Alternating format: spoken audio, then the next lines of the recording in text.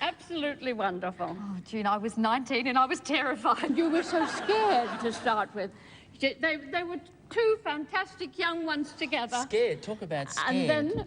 Do you remember Scared? On the opening night, Marina ran off to her dressing room just before the curtain went up and locked herself in the dressing room.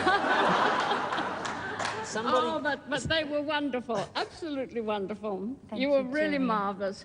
And I remember at rehearsals, which was fantastic, when you did that duet together, and everybody just went absolutely stark raving mad because your voices were so wonderful together, you sang so beautifully, and it was a joy to be with you. Thank you, June. My pleasure. Were you able to get Marina out of the dressing room? Yes, finally. They came to me and said, Marina's locked herself in the dressing room. So I went and knocked on the door and said, hello, what's the matter? She said, I'm not coming out. I can't do it. I'm too nervous. So I yelled through the keyhole, I'm bloody nervous too. I don't think bloody was the word, actually, Simon. Thank you for that. And it worked? It worked. And she came straight and said, OK then. And she's never looked back. Oh, fantastic. Thank you very much, And you were Simon. beautiful. Thank you. Thank you, June. Thank you, June.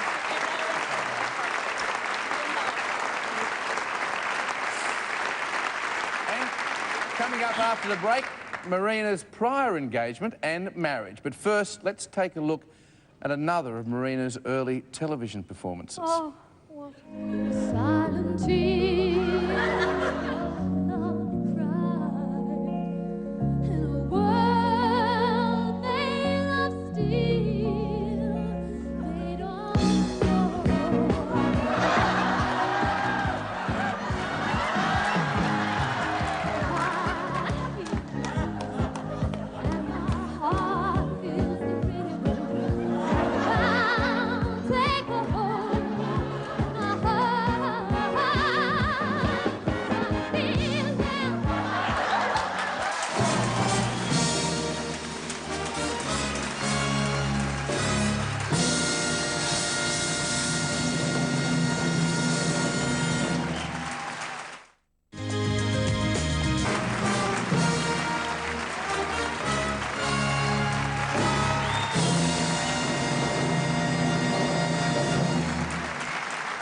Welcome back to our tribute to theatrical great Marina Pryor. Marina, you're 20 when you're cast in Camelot by actor Richard Harris. Now, this was not a particularly easy job for you, was it? No, no. How do I put it? Richard is known as a very difficult person, and I think also the fact that I was 20 and he was, you know, 60 or whatever. I didn't have the stagecraft to kind of Handle him. handle him. That's the word. Yeah, but it taught me an amazing sort of amount working with him because he was tough and he sort of pushed me to my limits and toughened me up, I think. Then in 1985, at only 21, your fairy tale career continues, this time in Cats. Oh, God. It's also now you meet up with a certain dancer who has one of the best pick-up lines in the business. I've just won a chook raffle. You've been together for 14 years. It's your husband, Peter.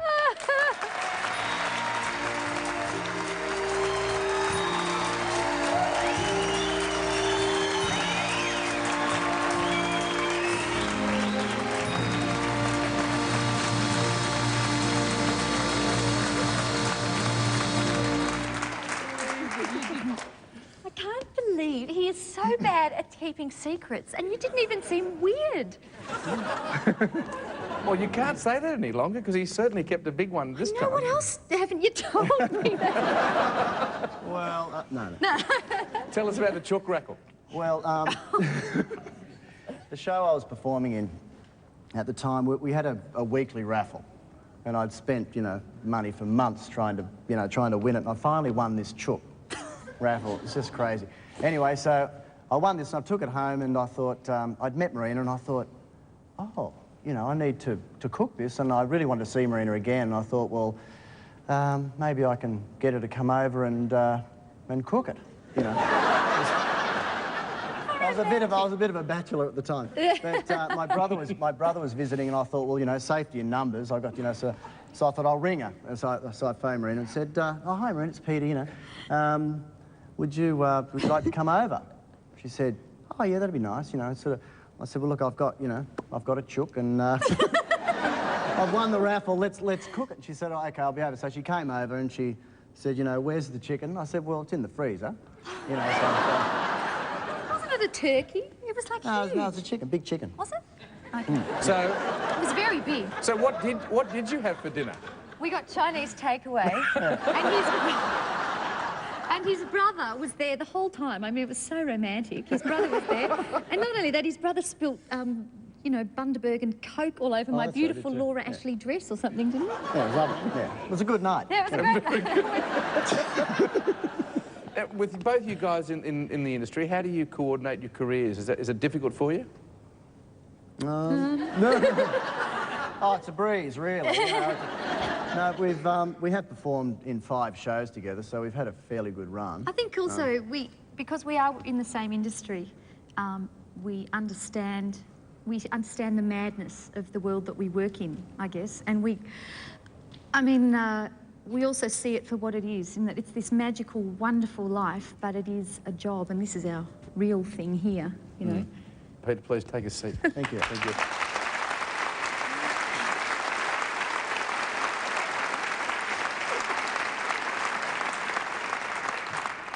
After Cats comes HMS Pinafore, The Student Prince, and then the draining role of Cassette in the very successful and dramatic Les Miserables.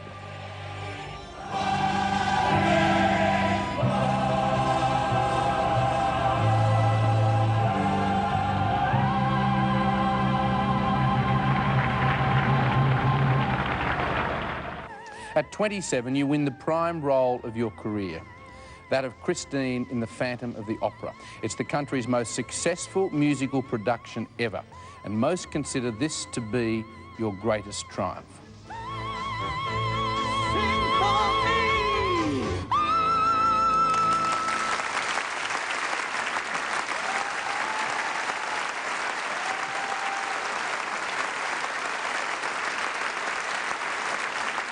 Coming up after the break, Marina Pryor becomes a mum, but first, your World Vision sponsor child in Bangladesh, Proshan Bishwash, sends this. Marina, গত 10 বছর যাবত আমাকে সাহায্য করার জন্য আপনাকে ধন্যবাদ।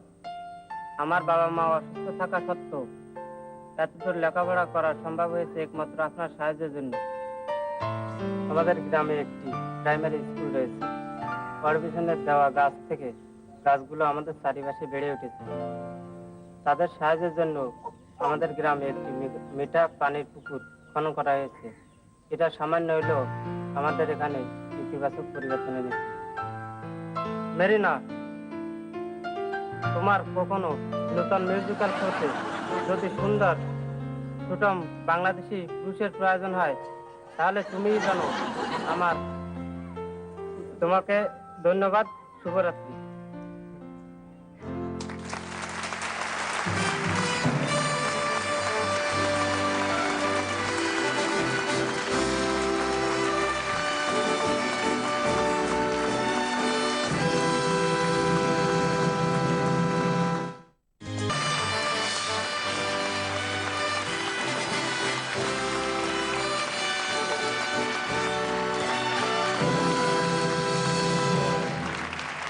Welcome back to the almost fairy tale life of Marina Pryor. Marina, since primary school, you dream of playing just one role, Maria in West Side Story. You're 30 when that comes true. The musical director is your great friend, Brian Stacey, and you're cast alongside America's Sean McDermott. Audiences are compelled by the chemistry between you and Sean and your interpretations of the roles. Maria, I've just met a girl named Maria, the most beautiful sound I ever heard.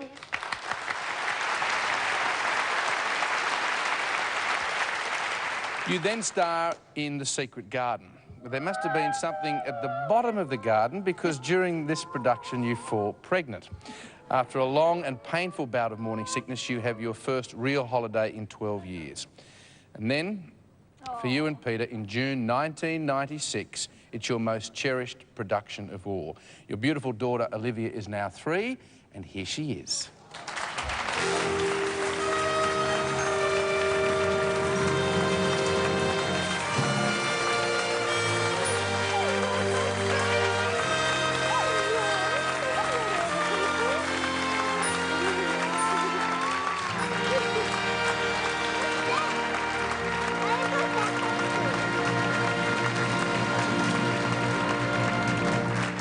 I'm told that sometimes Mummy sings to you at home, does she?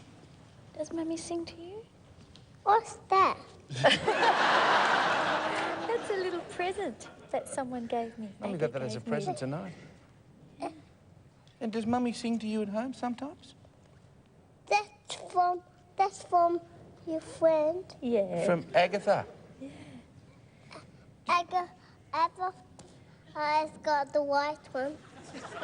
You had particular cravings during your pregnancy too, didn't you? I did. I used to want smoked oysters. I was like obsessed with them. Broad beans? Oh yes, I sent Peter out one night at midnight. We were doing Secret Garden, and I sent him out to buy find a packet of frozen broad beans, and I got a frozen chook, I got that. Peter cooked the whole packet of frozen broad beans, and I ate them all up, like the whole pack, and then I threw up. And then asked him to go out and get the Japanese dumpling. Yes, gyoza, that's right, yes. I was...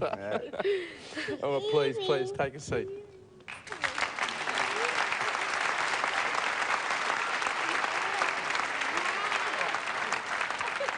Now, after Secret Garden, your friend and musical director, Brian Stacey, is suddenly killed in a road accident and you lose one of your greatest mentors. That must have been very hard. Got different dress. Yeah. Yeah. You're 34 in 1998 when you return to the stage in Showboat.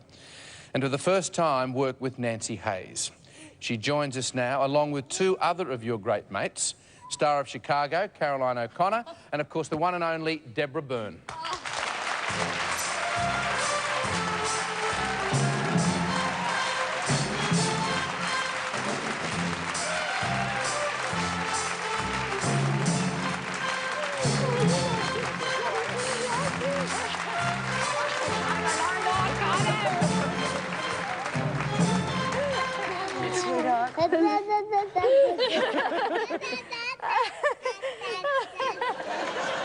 She is going to perform like Mummy. Yes!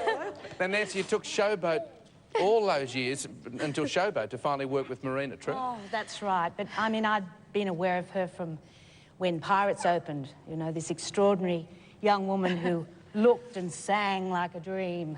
So very special. But, you know, don't be fooled by this angelic face. She's really very naughty. Oh, is she? She is. Oh, tell us, how naughty? In Showboat, we'd be doing quite a serious scene. She would turn up stage with a wicked look on her face that only we could see, no one else could. And to play the stern mother and try and keep a straight face was very, very difficult. Congratulations, darling. You really deserve this. Thank you. Thank you. Caroline, if I could ask you, how would you describe this lady? Oh, well, I was just so fortunate to work with Marina on West Side Story. I feel a bit emotional, actually, because we had the most fantastic time. We did. And not only is Marina an incredibly talented lady, but she always has so much time for people, for her friends and for her family, her co-stars, everybody in the ensemble, everybody. She always has a special hello and a special greeting, and it makes you extremely special. Thanks. And I'm so proud to be your friend. Oh, thanks. Oh, dear. Deborah, could you tell us what makes this lady so special? I feel like I've been... excuse me? You want to speak? you tell her. You know why she's so special. She is charming. And I think I said this about 10 years ago. You have had a charmed life. I have. You're a blessed woman. I am.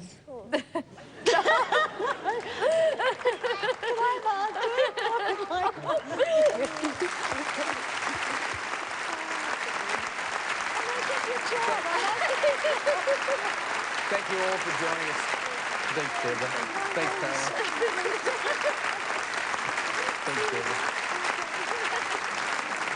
coming up, Marina Pryor's big surprise, who's just waiting in the wings.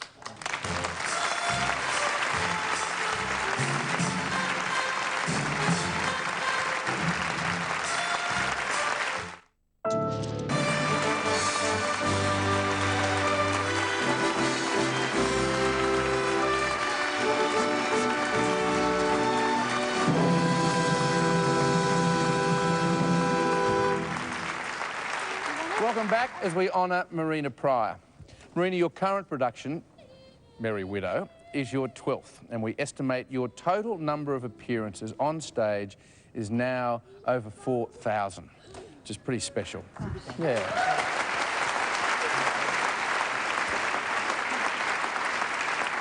And over the years, you share that stage with many leading men. And tonight, those leading men are here to pay you homage. Rob Guest.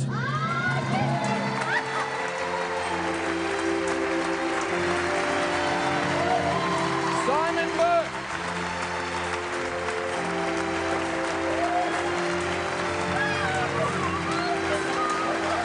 Dale Burridge.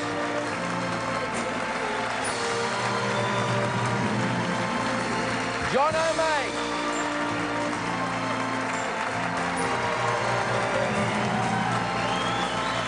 And Peter Cousins.